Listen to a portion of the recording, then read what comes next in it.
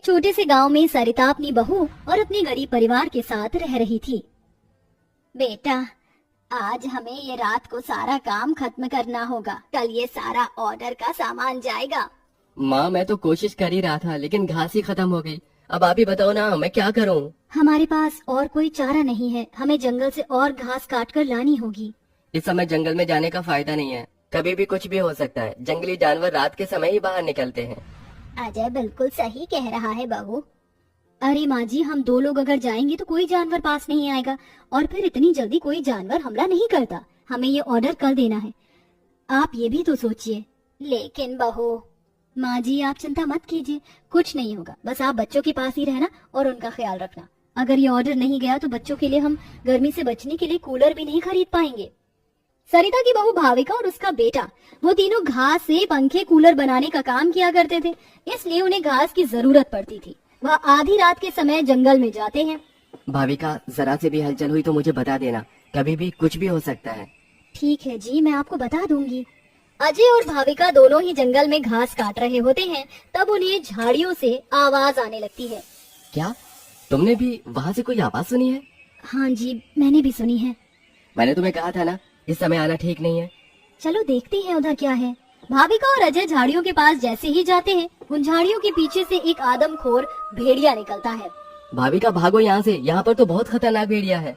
अजय और भाविका दोनों अपनी जान बचाकर भागने लगते हैं। अजय, अब हम लोग क्या करें? कहीं भेड़िए ने हमें खा लिया तो? रुकना मत, बस भागती जाओ। भागते भागते वो दोनों जंगल से किसी तरह बाहर निकल आते हैं और भेड़िया उनका पीछा छोड़ देता है।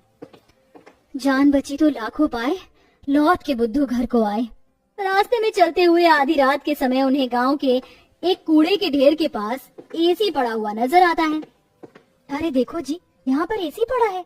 अरे पता नहीं किसका होगा, चलो यहाँ से चलते हैं। मुझे लगता है किसी ने ऐसे ही डाल दिया होगा। मैं तो कहती हूँ इसे लेकर चलते हैं। भाविका अजय को एसी ले जाने के लिए मना लेती है, जिसके बाद वो दोनों उस एसी को घर ले आते हैं। तुम दोनों तो घास लेने गए थे, ये क्या लेकर आ गए हो?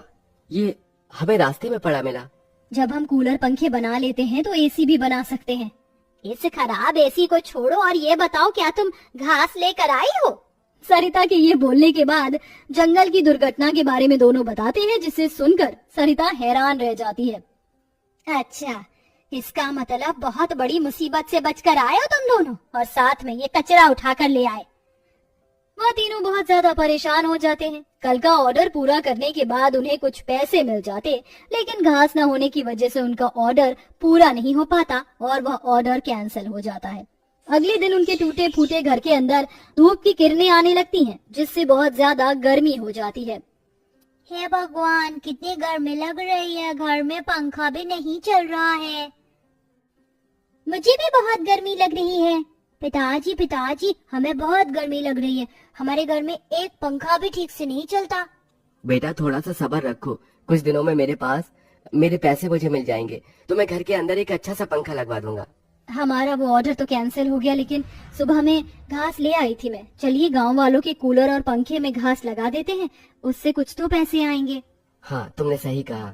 भाविका और अजय दोनों मिलकर पुराने कूलरों के अंदर घास लगा रहे होते हैं और यहाँ घर में राजू दिशा गर्मी से परेशान हो रहे होते हैं।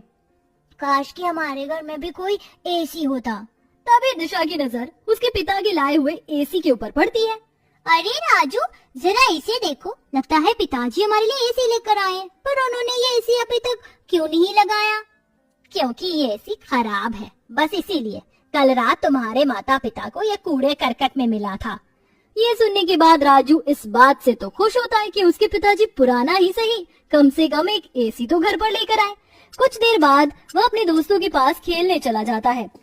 ढोलू ढोलू, कहाँ हो तुम? चलो खेलते हैं।